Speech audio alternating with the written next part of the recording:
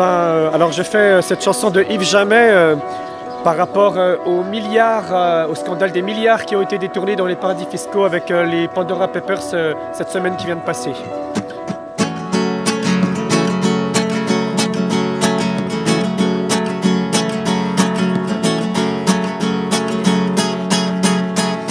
Le matin quand je me réveille, j'ai du mal à quitter Morphée pour aller justifier la paye que mon patron peut s'octroyer. Ce n'est pas vraiment que je tienne à continuer de l'engraisser, mais aussi petite soit la mienne de paye, j'en ai besoin pour bouffer.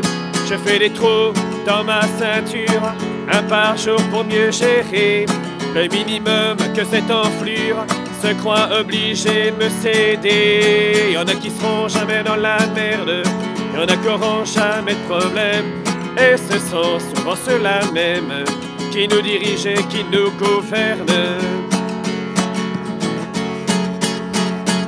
Je le croise devant l'usine, dans sa belle BMW, dans sa Porsche ou bien son Alpine, suivant ce qui l'a motivé.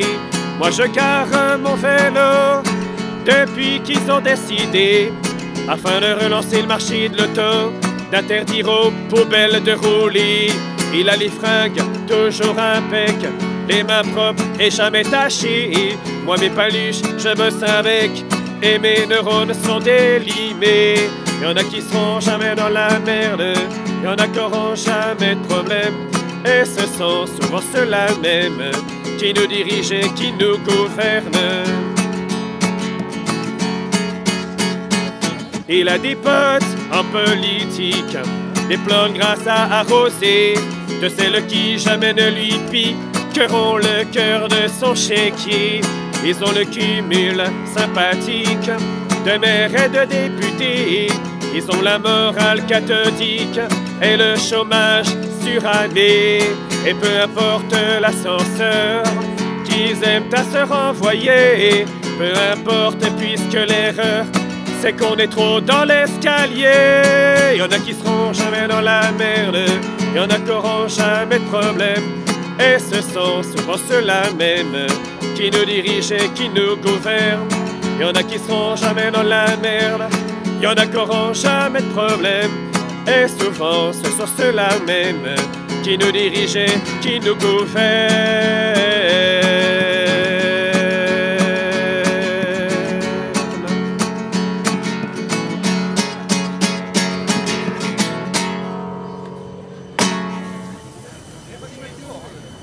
Merci.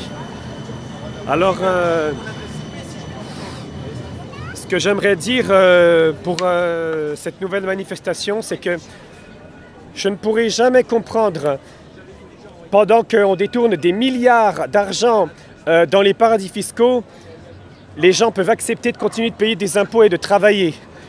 Mais je serais d'avis qu'ils arrêtent de travailler et qu'ils bloquent, et plus particulièrement les chômeurs qui ne travaillent pas. Parce que chaque fois qu'on n'arrête pas de dire bloqué pendant la semaine, les gens y répondent on travaille, on n'a pas le temps. Mais alors où sont ceux qui ne travaillent pas? Ils ont le temps de le bloquer, tout ça. On fait travailler, et je pense particulièrement aux plus jeunes, on va les faire travailler pendant plus de 60 ans pour qu'au bout de plus de 60 ans, ils touchent une retraite de 900 €. Eux, ils détournent des milliards, ils en ont pour quelques mois, pendant que les autres, ils travaillent pendant plus de 60 années. C'est pas normal. Donc combien de temps ils vont continuer de travailler comme s'il n'y avait pas une autre alternative, comme s'ils ne pouvaient pas se révolter, comme s'ils ne pouvaient pas se bloquer. La peur. C'est la peur. La peur? C'est la peur qui est terrible. Ben oui, mais... La peur de perdre l'emploi, la peur de plus rien avoir à bouffer pour le lendemain, la peur de... C'est la peur qui tient les gens. Bah oui, mais justement, ça c'est le chantage au travail, parce que c'est la peur qui tient les gens, mais simplement, ils font croire, les gens du système font croire que c'est nous qui avons besoin d'eux, alors qu'en fait c'est eux qui ont besoin de nous. Oui, tout à fait. Ça doit être, c'est une histoire de rapport de force pour moi. Bien sûr, je suis totalement d'accord avec toi. Tu vois? Et là-dedans, il y a la peur, et les gens qui se laissent soumettre, c'est depuis Oui. le plus jeune âge. Mais... Ils sont endoctrinés dans la société, ils croient que ceux qui nous gouvernent sont là pour notre bien. Mais quand on voit tout ce qui se passe en ce moment, les informations et en particulier les détournements d'argent et compagnie, l'enquête qui a été pondue là cette semaine, c'est de la folie. Et oui, malheureusement, je pense que la clairvoyance de la masse ne se fera pas rapidement, se fera tout doucement les uns après les autres. Moi, je suis convaincu d'une chose. Si jamais tous ceux qui ne travaillent pas, les chômeurs, ceux qui ont du temps libre sans travailler, si jamais ces gens qui n'ont pas de travail, ils ont le temps pour bloquer, j'ose espérer que les autres qui travaillent suivront ceux qui ne travaillent pas. Vous m'entendez au fond? Voilà, aujourd'hui c'est un peu particulier parce qu'il y a la braderie, la traditionnelle braderie de Besançon. Apparemment elle est sans passe sanitaire, ça c'est plutôt positif parce que voilà, sinon on aurait protesté par rapport à ça. Il y a eu, pour expliquer un petit peu ce qu'il y a eu cette semaine, il y a eu un rassemblement devant le tribunal administratif pour les soignants suspendus de Lons-le-Saunier et du Jura. En fin de compte, dès qu'on a été devant le tribunal administratif, on a demandé d'enlever les banderoles, on a demandé d'arrêter les slogans, parce que sinon ils arrêtaient la séance. Et voilà, donc ça c'est vraiment pas acceptable. Donc du coup les soignants on va avoir la réponse lundi. Lundi à 14 h, il y aura d'autres soignants qui vont passer au tribunal administratif, les soignants de Besançon pour contester la décision de suspension. Donc c'est à 14 h devant le tribunal administratif de Besançon lundi. Donc le tribunal administratif c'est sur la rue de la préfecture, hein, c'est rue Charles Nodier. Et après après aller au tribunal, ils sont allés à l'ARS. Ils ont interpellé un responsable de l'ARS, l'agence régionale de santé, et en expliquant que c'était totalement inadmissible qu'on suspende des soignants, qu'on donnait tout leur temps, leur temps personnel, même à aller sur leur vie personnelle, à être isolés pendant la première crise sanitaire. Des gens qui ont énormément d'ancienneté, qui ont toujours été au chevet des patients et qu'on suspendait d'un seul coup, d'une façon vraiment comme si on était à l'abattoir. Ils ont passé les gens un par un, par exemple au CHU de Besançon, ils ont passé les gens un par un, sans vouloir qu'ils soient accompagnés par des représentants du personnel, sans proposer d'alternatives. C'était juste pour dire aux gens qu'ils étaient suspendus. Et il y en a même qui étaient en arrêt de travail, en congé maternité, enfin voilà. Donc il y a beaucoup de choses qui sont totalement inadmissibles. Le responsable de l'ARS a dit qu'il y avait des abus. Oui, il a constaté des abus. Et voilà, il s'est engagé à remonter. Mais voilà, donc ce qui est important, c'est que les gens qui sont suspendus comme ça, il faut qu'ils soient visibles. Il faut absolument les soutenir. Parce que je sais pas si les gens qui sont autour entendent, ceux qui sont à la braderie et tout ça. Comment vous pouvez dormir tranquille en sachant qu'il y a des gens qui peuvent plus travailler parce qu'ils sont soumis à une obligation vaccinale. Moi je comprends pas, dans une société, quand on veut faire société, on peut pas accepter qu'il y a des gens qui puissent plus travailler, plus payer leur loyer, plus nourrir leurs enfants. En plus c'est des soignants, c'est des gens qui étaient peut-être à votre chevet, qui vous ont soigné et que vous avez applaudi comme des fous, tous à 20 h. Vous les avez tous applaudis. Maintenant vous les laissez dans la merde, vous les laissez tout seuls. Et ça c'est pas logique, on est dans le pays des droits de l'homme, on est en France, et ça c'est totalement inacceptable. On peut pas être tranquille, vivre tranquillement en voyant ce qui se passe en France. C'est pour ça qu'on est là, c'est pour ça qu'on continuera d'être là le temps qu'il faut, même s'il y a des pressions de l'État, qu'il y a des pressions policières, tout ça, on lâchera rien, on sera là et on continuera. Voilà, merci.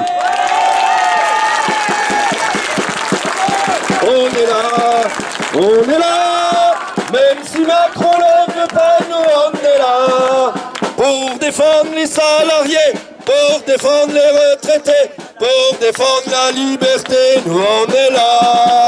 Nous on est là, pour défendre les salariés, pour défendre les retraités, pour défendre la liberté, nous on est là.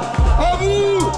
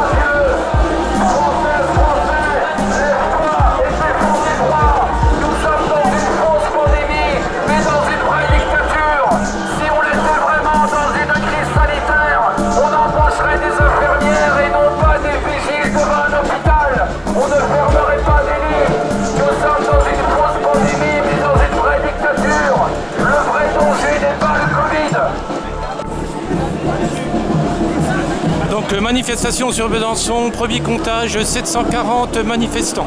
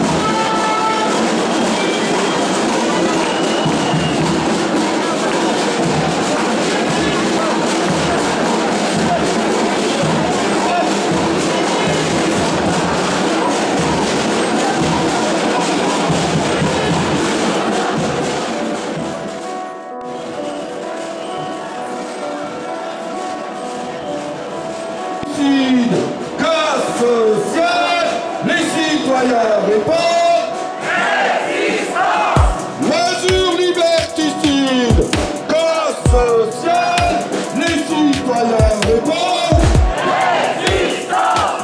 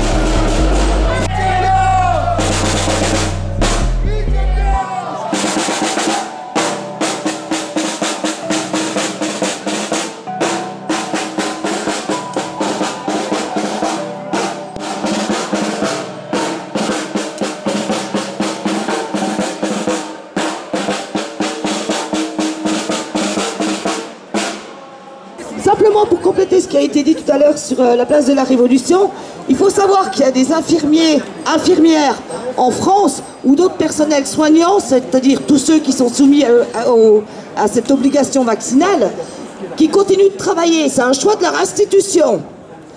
Ce choix-là, j'admire ces institutions. Parce que là, pour le coup, ici sur Besançon, mais aussi dans le Jura, on a des institutions pas très bien traitantes avec leur personnel. Alors voilà, même cause, effet différent. Ça, il faut se battre là-dessus. Et se battre, on ne va pas gâcher notre énergie, nous, là-dedans.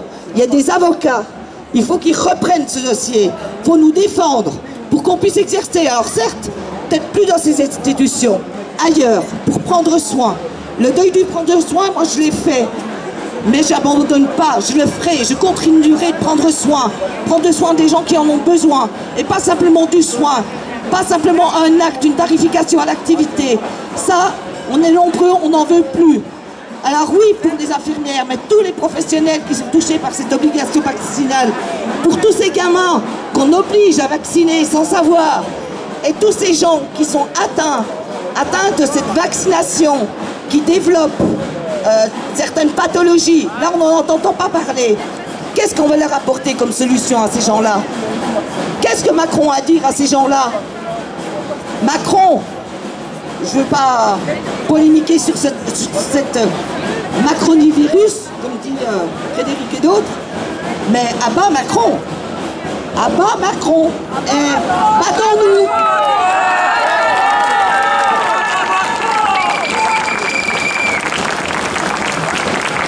On entend, ouais, il faut savoir que dans certains EHPAD qui manquent de personnel, on a demandé au directeur d'employer des tiges pour s'occuper des personnes âgées, des tiges. Est-ce que vous vous rendez compte?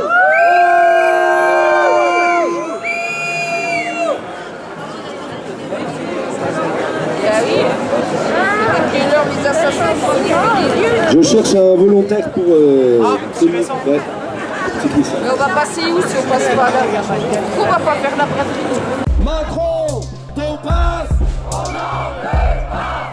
Macron, ton passe, on n'en fait pas. Passe sanitaire, on n'en fait pas. Sanitaire, dérive autoritaire. Passe sanitaire, dérive autoritaire. Passe sanitaire, dérive autoritaire. Passe sanitaire, dérive autoritaire. Passe sanitaire, dérive autoritaire. Mesures liberticides, passe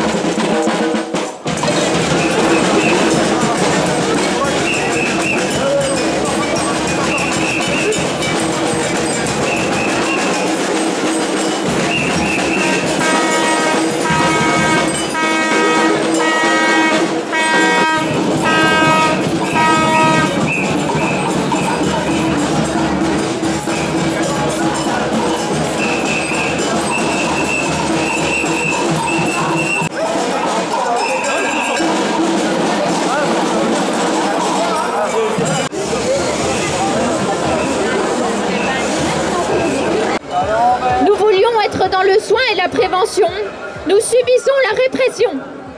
Nous voulons la santé pour tous, respecter les valeurs d'Hippocrate. Ils sont devenus hypocrites. Nous défendons la liberté et l'accès aux soins généreusement, mais certains nous disent égoïstes. Nous voulons une démocratie et ils nous offrent des mots crasseux. Ils veulent alimenter des clivages, mais nous voulons la solidarité. Non, non, stop. Tout n'est pas noir ni blanc et c'est nécessaire d'y apporter toutes les nuances de gris. Stop aux étiquettes et aux jugements, stop au clivage. Je voudrais dire que hier, le CHU de Besançon a osé et de manière très provoque poster une annonce de recrutement de personnel sur Facebook.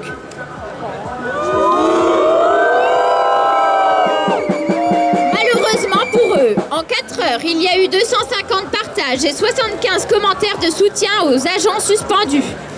Devant la réputation du CHU qui pourrait être entachée, le poste a été enlevé ce matin. Il serait vraiment dommage que plusieurs personnes aient enregistré tous les commentaires avant que ce soit effacé. On se demande si ce serait pas plus pertinent de suspendre l'agent qui fait la communication sur Facebook plutôt que les soignants sur le terrain. Mais quand même, l'image c'est important. Si vous voulez transmettre vos amitiés au CHU, vous pouvez aller sur leur page Facebook, sur l'article de la fresque. Sinon, blague à part, des collègues commencent réellement à être dans la détresse financière en plus de leur état psychologique précaire. Alors nous réfléchissons à des actions de dons alimentaires, mais en attendant, il y a toujours la cagnotte de solidarité Papayou.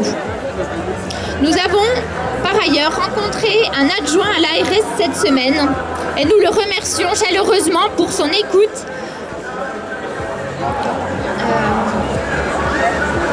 et son regard plus humain que ce qu'on aurait pu attendre sur nos situations que les directions du CHU.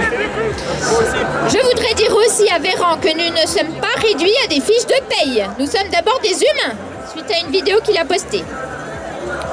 Sinon, je vous dis rendez-vous au tribunal administratif de Besançon lundi à 14 h, rue Charles Nodier, pour soutenir les soignants du CHU de Besançon et de Lons qui contestent leur suspension. Donc ce sera lundi, tribunal administratif de Besançon à 14 h.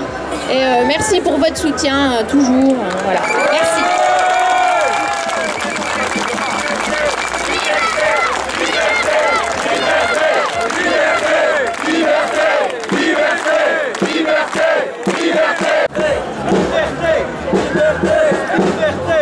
J'en profite, pendant que j'ai encore le micro, pour lire le message d'une aide-soignante qui bosse en ce moment au CHU, qui nous soutient. Je suis aide-soignante au CHU depuis 21 ans,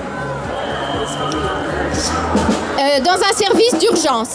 J'ai fait le choix de me vacciner, certes, pas immédiatement et sûrement pas par conviction, mais pour protéger mes parents âgés. J'ai traversé cette crise dans une ambiance anxiogène, confrontée à l'inconnu, au changement de fonctionnement du service, revu régulièrement au contexte Covid. Il a fallu s'adapter au manque d'informations, de matériel encore existant, pallier à l'absentéisme des collègues, confrontés à la maladie, à la fatigue due à la surcharge du travail et au ras-le-bol des conditions. Passé ces différentes vagues, nous nous trouvons face à une autre crise qui est loin d'être terminée. Nous, soignants, quel que soit notre poste, vivons notre métier comme une vocation. Pas besoin d'applaudissements, de dons pour effectuer nos soins avec humanité. Actuellement, en plus du manque de matériel récurrent, apparemment pour rupture de matières premières chez les fournisseurs, nous sommes en sous-effectif, à flux tendu en permanence. Revers de médaille pour bon nombre de collègues qui se sont épuisés à la tâche et qui se voient jetés comme des malpropres pour leur choix de liberté. Trouvez-vous normal qu'un directeur ou directrice puisse dire face au manque d'agents, ce n'est pas important, les soignants en poste feront tout de même le travail.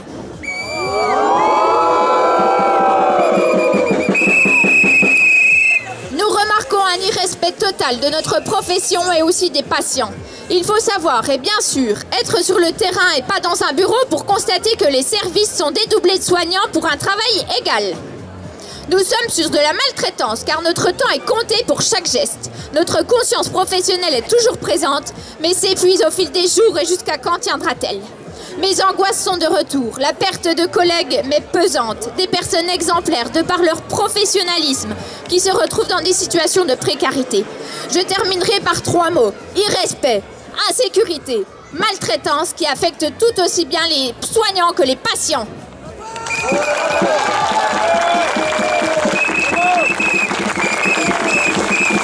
Macron, qu'on passe, on n'en veut pas. Macron, qu'on passe, on n'en veut pas. Macron, qu'on passe, on n'en veut pas. Macron, qu'on passe, on n'en veut pas. Macron, qu'on passe, on n'en veut pas.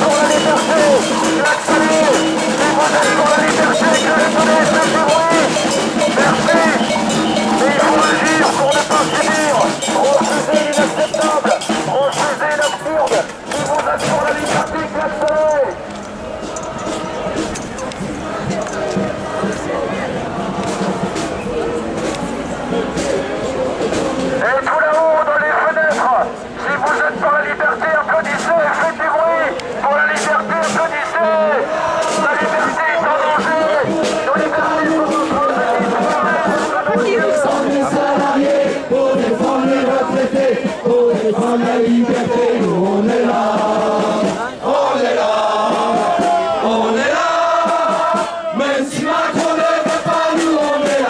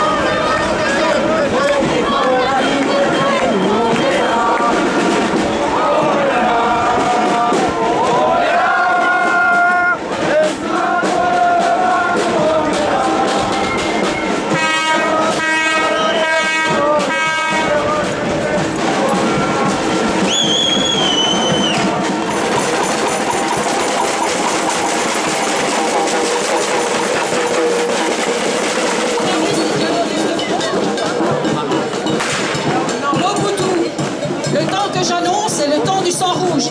La liberté est pour demain. Aimé Césaire, martiniquais, écrivain et homme politique français, député de la Martinique de 1945 à 1993. La liberté existe pour et par ceux qui l'ont conquise.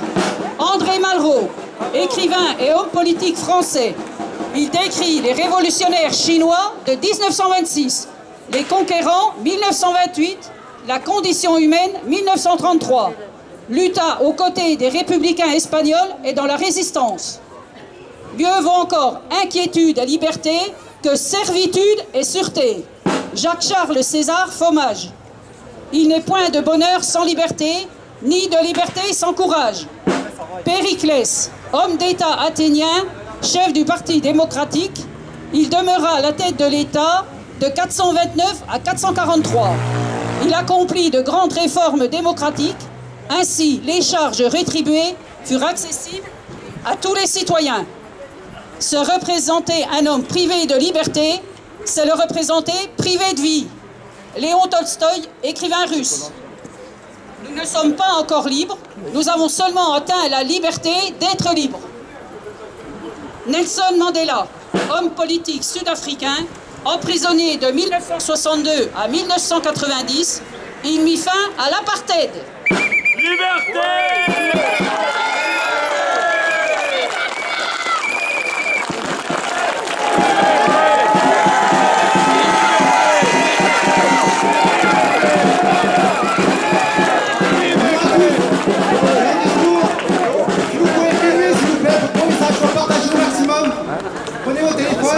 Partagez sur les réseaux sociaux.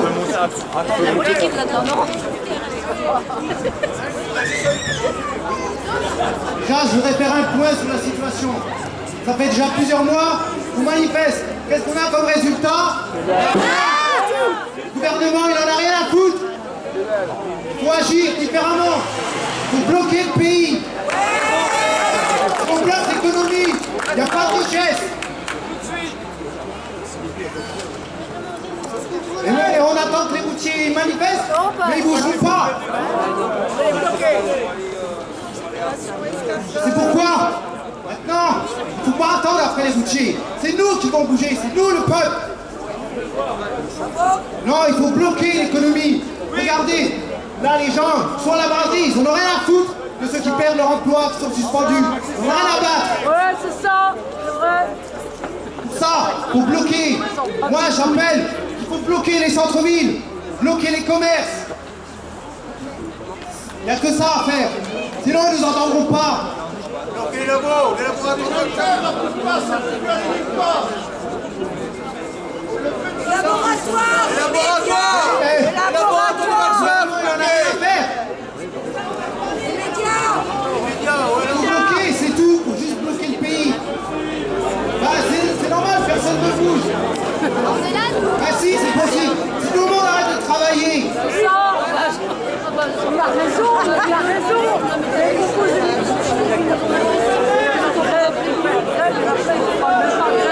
Je vais vous lire ce que le gouvernement prépare. Il est passé un amendement, mais il a été rejeté.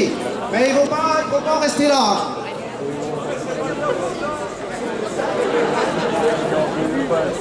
Le sénateur macroniste Bernard Jomier a déposé un amendement visant à sanctionner d'une amende pouvant aller jusqu'à 1 500 € les parents qui refusent de soumettre leurs enfants à la vaccination obligatoire à compter du 1er janvier 2022. À compter du 1er janvier 2022, le refus de se soumettre ceux sur lesquels on exerce l'autorité parentale ou dont on assure la tutelle à l'obligation de vaccination prévue décret 12, article 1 est puni de l'amende prévue pour les contraventions de la 4e classe. Cette contravention peut faire l'objet de la procédure de l'amende forfaitaire prévue à l'article 529 du Code de procédure pénale. Si une telle infraction est verbalisée à plus de 3 reprises au cours d'une période de 30 jours, l'amende est celle prévue pour les contraventions de la 5e classe. Objet. Cet amendement assortit la vaccination obligatoire d'une sanction contraventionnelle en cas de non-respect de cette obligation à compter du 1er janvier 2022. Afin de donner l'ensemble des personnes concernées le temps de s'y conformer. Il est ainsi prévu que le non-respect de l'obligation vaccinale sera puni de l'amende forfaitaire pour les contraventions de 4e classe, à savoir 135 €. En cas de récidive, au-delà de 3 verbalisations en 30 jours, cette amende sera portée à 1 500 €. Il faut réagir maintenant, il ne faut pas attendre. Voilà, merci.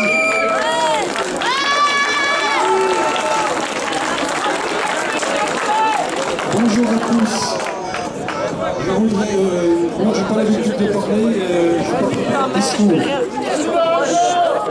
Voilà, donc je voudrais dire, il ne faut pas attendre le Messie. Le Messie ne viendra pas. Le Messie, c'est nous. Nous sommes tous des Messies. Ne pas baisser les bras, première chose.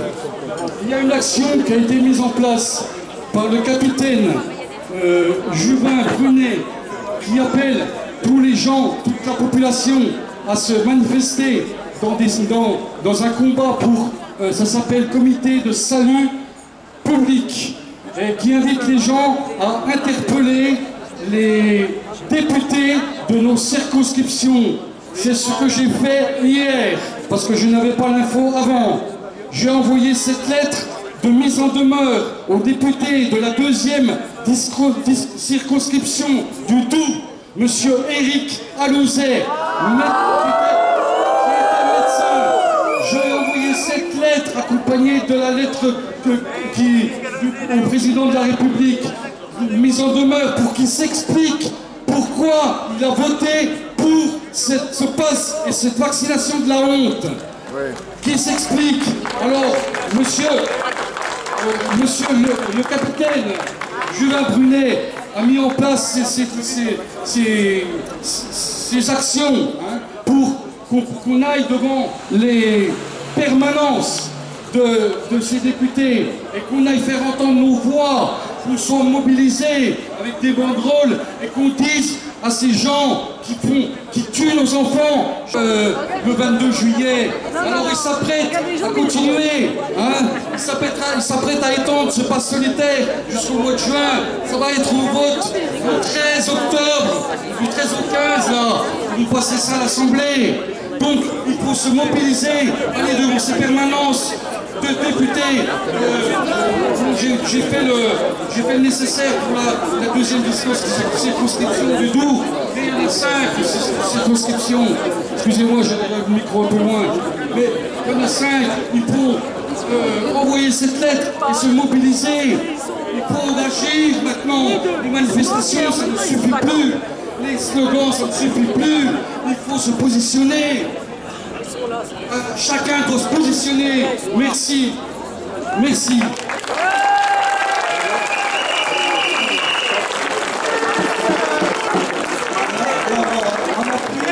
Ce que vient de dire notre collègue, il serait bon de saturer les boîtes aux lettres de nos députés. C'est pas très difficile, vous savez tous. Taper député et adresse dans un moteur de recherche pour saturer leur boîte aux lettres. Pas député. Alors il y a effectivement des courriers types qu'on peut se procurer. Là, il faut aller se renseigner justement au sujet de ce qui est proposé par Alexandre Juvin Brunet, parce que vous trouvez sur Internet, comité de salut public.fr. Ça s'appelle comité de salut public.fr. Et là sur ce site, on peut donc télécharger les deux documents, et les envoyer rapidement, parce que c'est le 13 octobre que ça passe. Et il faut faire ça très rapidement et qu'on soit un grand nombre à le faire et aller devant ces permanences et aller leur faire comprendre qu'ils assassinent des gens. Merci à vous. Bonjour à tous. Bonjour Besançon, merci. J'ai tenté d'écrire quelques mots de paix à transmettre, que ce soit aux enfants ou aux élites devenus fous. Tout d'abord, voilà. Je demande pardon si j'ai choqué des gens. par rapport à mon attitude de révolté pour la révolte des nations lors de la manif de la semaine dernière. Dans la non-violence, il peut y avoir des exceptions. Je ne souhaite la souffrance à personne. Et si ça devait arriver un jour, ce serait à moi à qui j'en voudrais. On a tous en nous un potentiel inestimé d'apporter. Quel gaspillage! En ces temps d'imposture universelle, dire la vérité est un acte révolutionnaire. Albert Einstein, enfin, il me semble. Voici encore quelques mots. On ne peut pas réveiller quelqu'un qui ne veut pas se réveiller, mais c'est quand même bien d'essayer de temps en temps. Leur vie à eux, c'est vaccin, test PCR, passe sanitaire et j'en passe. Moi, je préfère la forêt, la nature, les animaux et la liberté. Il y en a beaucoup qui préfèrent ça. C'est universel, c'est normal que toutes les divisions se refusionnent. Et dire que la vérité qui coûte pas un sou, tandis que des milliards coulent à flot pour le mensonge organisé général. On en est là. D'où vient, qui nous sommes, où nous allons. Paix sur terre. Pacem in terris. Gardien de la paix, la police. Avec nous, faites bon usage du pouvoir. Pour ça, il faut savoir. Notre conscience collective, c'est la base. Il faut boycotter tout ce qui la dégrade pour un bien meilleur avenir. On sait ce qu'on a à faire, on a la même image. Changer soi-même pour commencer. Oublions la merde. Gardons le bon. Oui à la vie, oui à la désobéissance pacifique, oui à la paix, oui à la sagesse.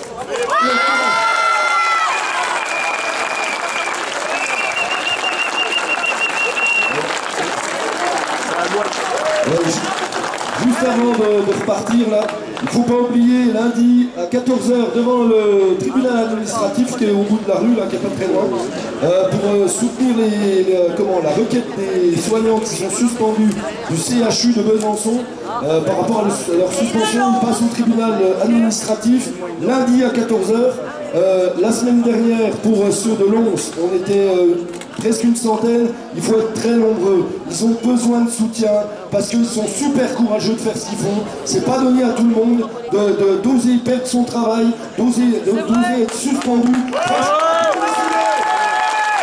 Et soyez là pour les soutenir.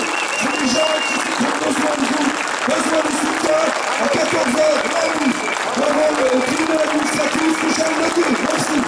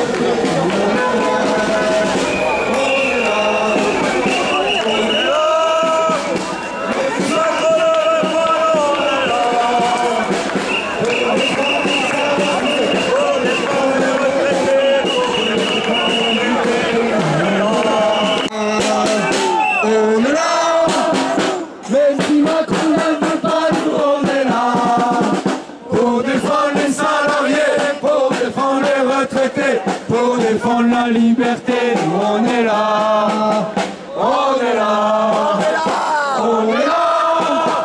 Même si Macron ne veut pas, nous on est là, pour défendre les salariés, pour défendre les retraités, pour défendre la liberté, nous on est là.